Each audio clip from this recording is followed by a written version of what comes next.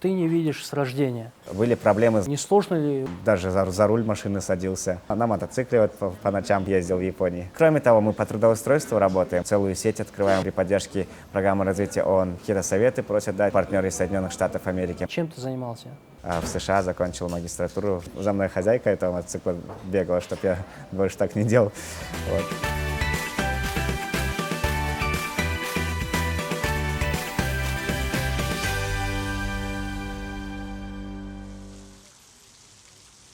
Ассаламу алейкум, уважаемые друзья, зрители. Меня зовут Суфим Ашрапов. Это программа «Шаг к успеху».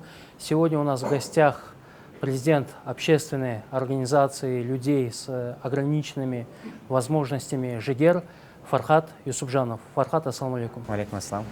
Во-первых, хотелось бы поздравить с тем, что организация, которую ты возглавляешь, ЖИГЕР, в этом году исполняется 10 лет.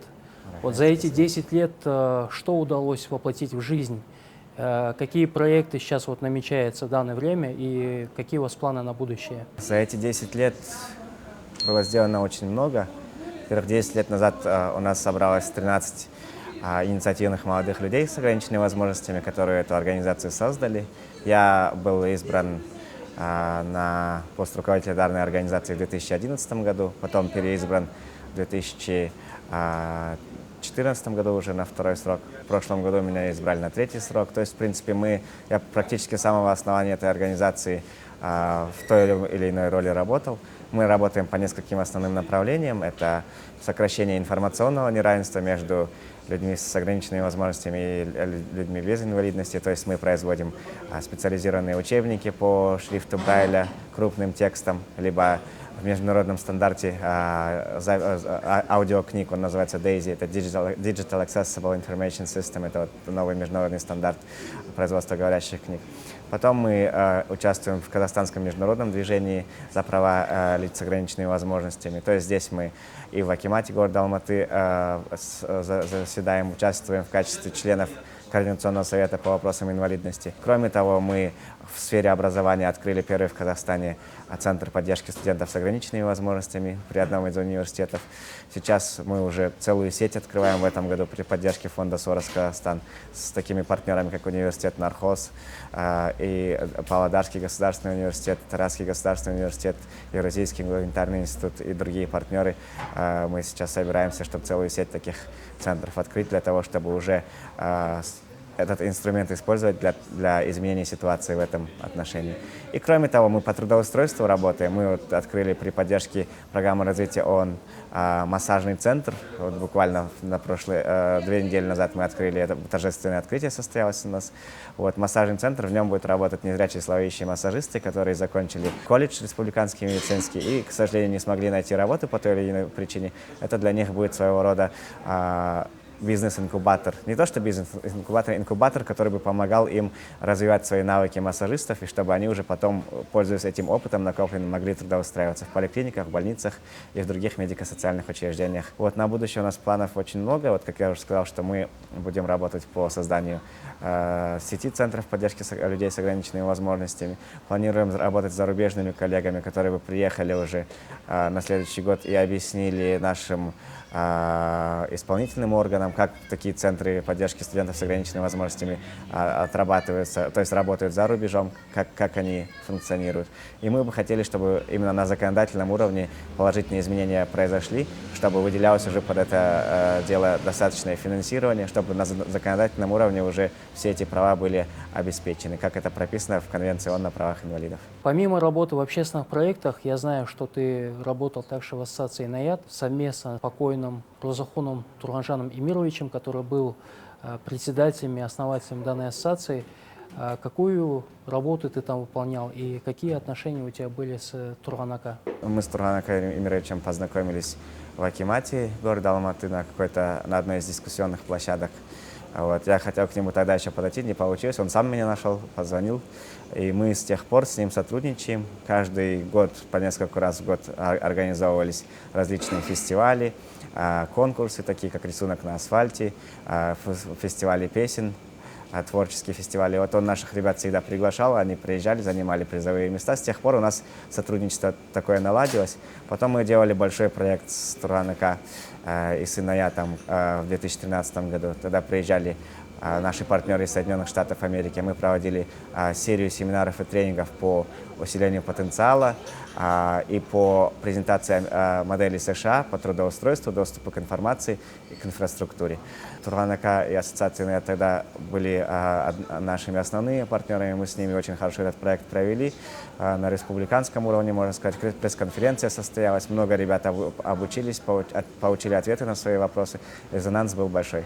Потом уже в 2014-2015 годах, когда я работал в ассоциации НАЯТ, я занимался именно доступом к образованию для различных, для ребят, которые являлись целевой группой ассоциации НАЯТ. То есть я находил какие-то гранты, стипендии, передавал руководству НАЯТ, и потом эта информация размещалась. Кроме того, мы при поддержке финского фонда «Абилис» в НАЯТе делали большой проект по здоровому образу жизни, профилактике ВИЧ-СПИДа среди молодежи с ограниченными возможностями и молодежи вообще, Эмбекши-Казахского и Панфиловского районов. Тогда мы проводили здесь, в Алмате, большой тренинг двухдневный. Приезжала молодежь из Чилика, Жаркента, нескольких других соседних сел. Вот. И потом мы уже ездили на места, проводили круглые столы и приглашали представителей акиматов местных для того, чтобы они инициативы данной молодежи поддерживали. Ребята до сих пор с нами на связи, постоянно интересуются, новую информацию просят, какие-то советы просят дать, либо сами нам помогают. То есть вот такой вот устойчивый проект у нас получился. Вот это вот такие вот яркие проекты. А также мы очень много путешествовали по регионам с Турган-АК, с его командой, с нашей командой. И мы действительно работали с населением очень плотно и в сфере образования, по трудоустройству. С нашими партнерами из США работали вот, по садоводству, по другим вот таким вот вопросам.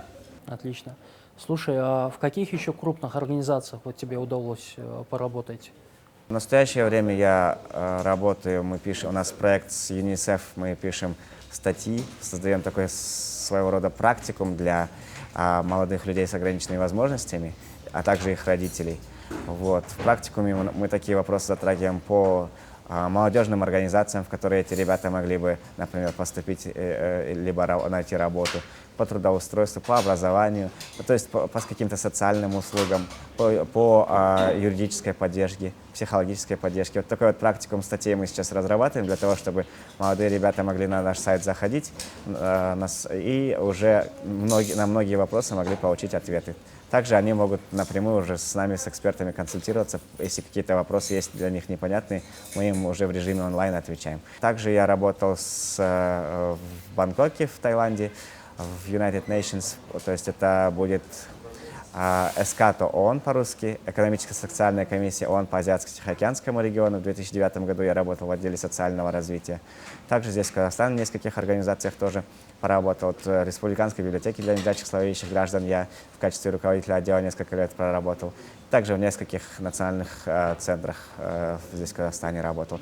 За рубежом у меня много было практики в таких организациях, как Департамент образования Миннесоты. Вот буквально в этом году я у них проходил стажировку. А также в университете Иллинойса в Чикаго.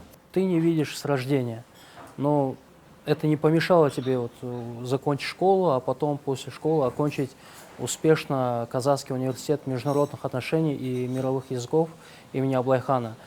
Ты выбрал именно переводческое дело. Не сложно ли тебе было учиться там, и почему именно ты решил посвятить себя именно вот переводческому делу, да, этой специальности? Дело в том, что до этого я говорил, что мы организовали первый в Казахстане центр поддержки студентов с ограниченными возможностями. Сейчас мы делаем целую сеть таких центров. Все это, наверное, результат того, что лично у меня, например, были проблемы с доступом к высшему образованию, особенно вот к информации, потому что, поступив в Казахский университет международных отношений и мировых языков, я испытывал большие трудности в данном отношении. Все тексты были для меня недоступны, мне приходилось самостоятельно с помощью мамы все эти тексты переписывать на шрифт Брайля, потом учить. То есть у меня практически не было свободного времени для того, чтобы проводить его со своими сверстниками, со своими однокурсниками, одногруппниками. В то время, пока они, я не знаю, гуляли где-то, отдыхали, социализировались, мне приходилось именно с доступом собственным к образованию заниматься. И хотелось бы, чтобы таких проблем больше ни у кого не было, поэтому вот такие центры мы открываем сейчас. Вот, что касается, почему я этот факультет выбрал, я с детства очень интересовался языками, видимо, мне по наследству от матери передалось.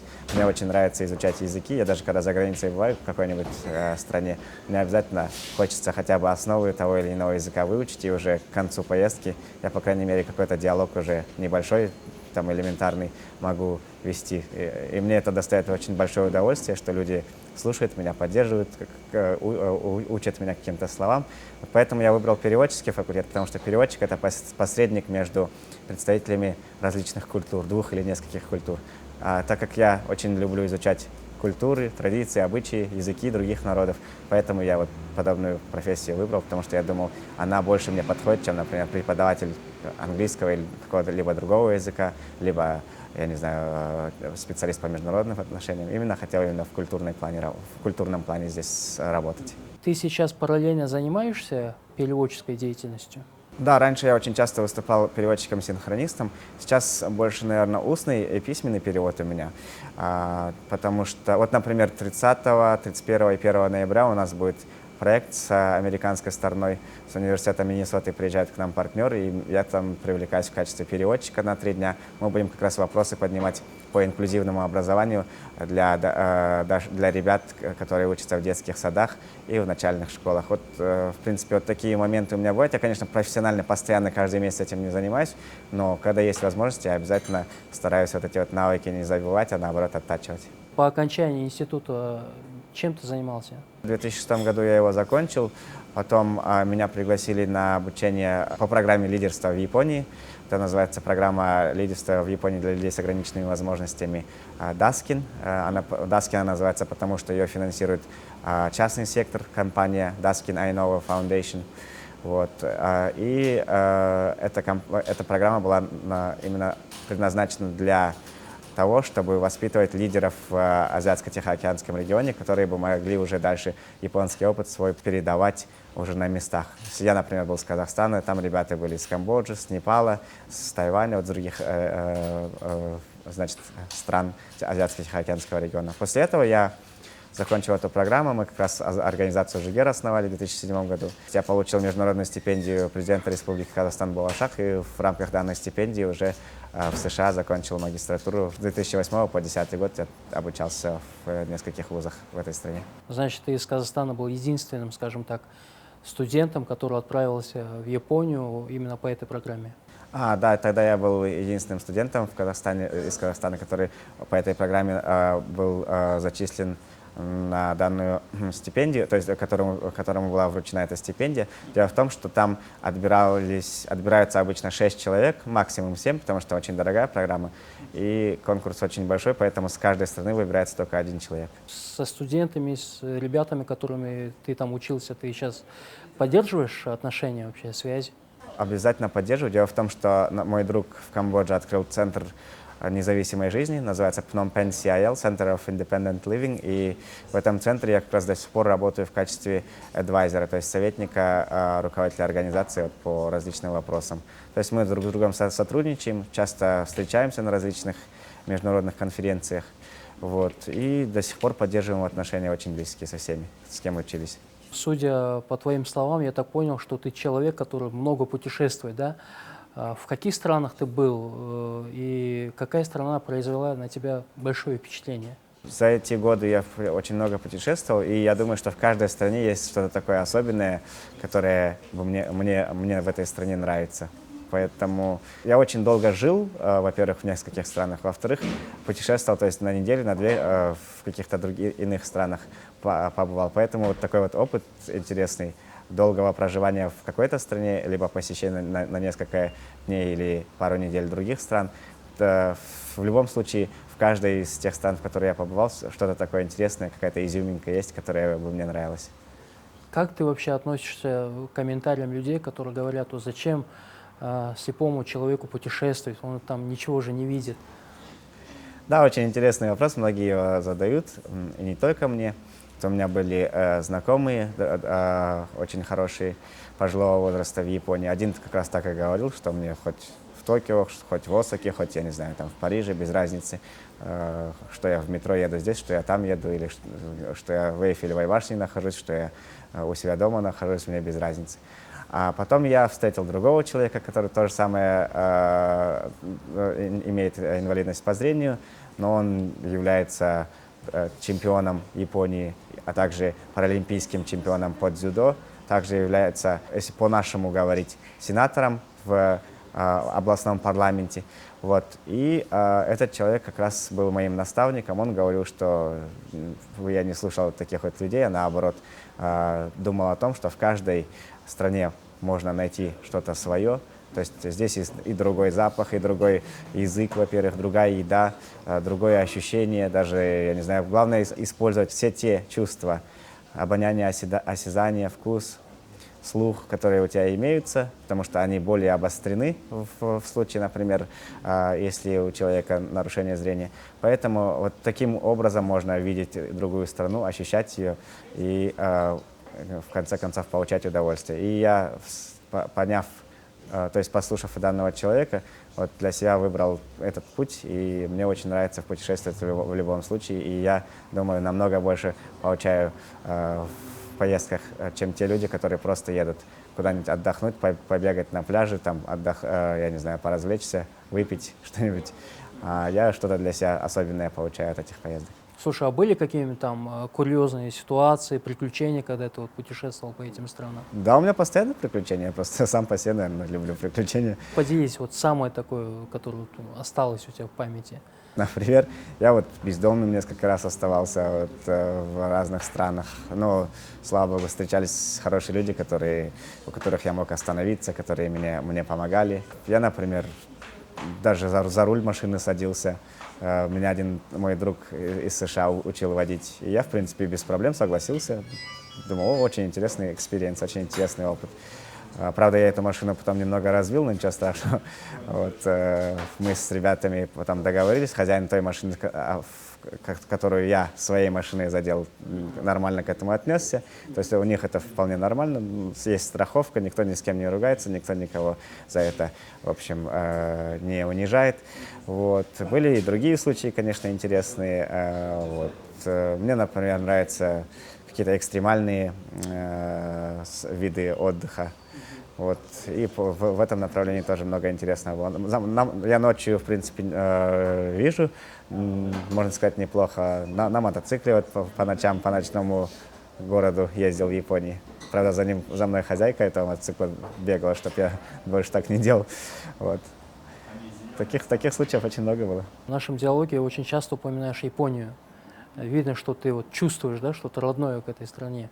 Расскажи, пожалуйста, вот подробно о Японии, вот какие там программы реализованы именно для помощи, поддержки для людей вот с ограниченными возможностями. Какие преимущества вообще там есть в этом? Ты знаешь, когда я посещаю Японию, я там часто бываю до сих пор. А первый раз мы, когда приехали туда, это был 2006 год, мы через несколько уже недель как будто бы оказались на другой планете. Во-первых, совершенно другой менталитет, чем вообще у других людей. Люди друг другу кланяются, уступают дорогу, извиняются перед друг другом. Даже когда в лифте человек едет, и лифт останавливается, чтобы другого человека подсадить, они всегда извиняются, что мы нарушили их движение, заходят. Вот. Очень такое, я никогда это в другой стране не видел. Вот, даже вот по менталитету вы, наверное, заметили, когда у них было цунами, никто никого, никакой паники, никакого мародерства не было.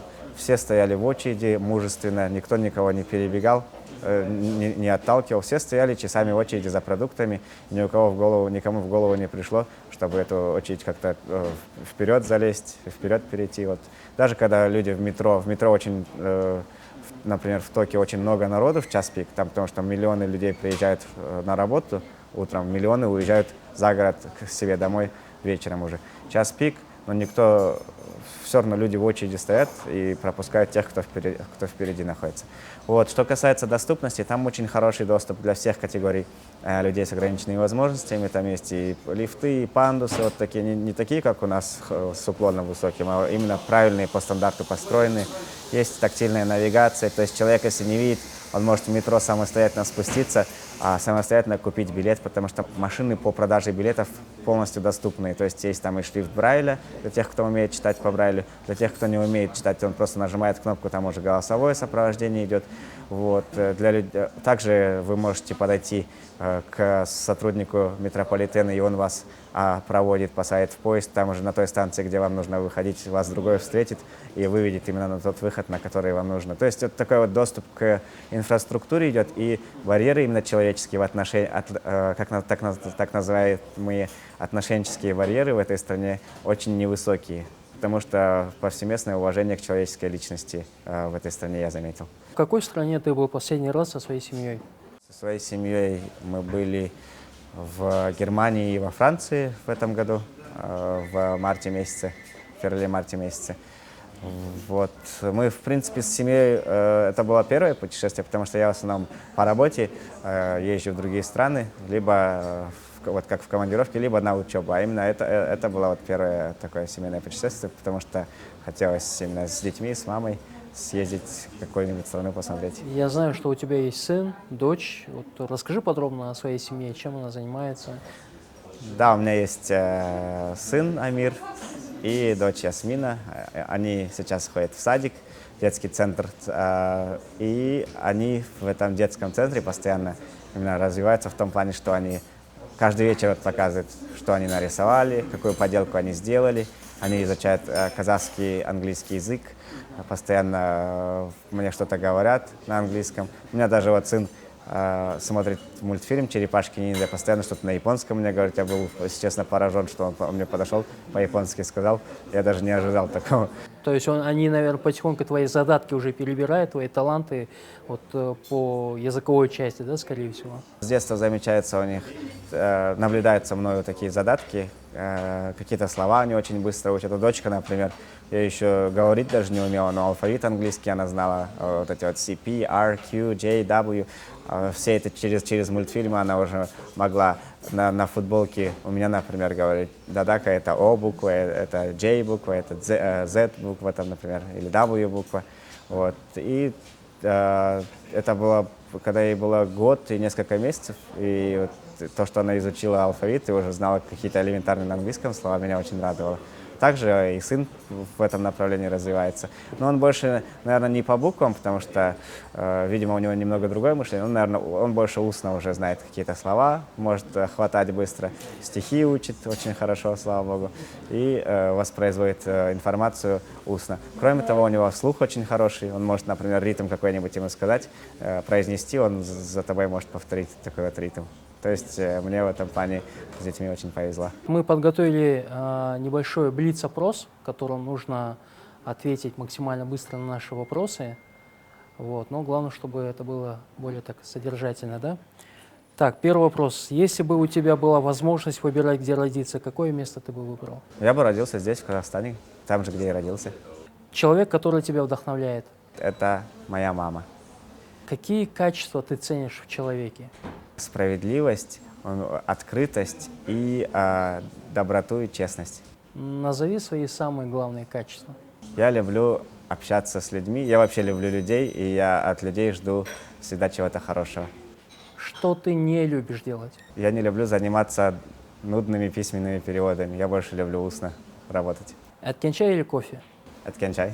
Ну, сегодня, извини, у нас как бы аткенчая нету, пришлось поэтому выбрать кофе. Самый невероятный человек, которого ты встречал за последний год? Самым невероятным человеком, с которым я до сих пор работал, встречался, общался, это был Туран Эмирович Разахунов. Продолжи фразу. Главная вещь в жизни. Это уважение. Хотелось бы услышать твои пожелания нашим зрителям.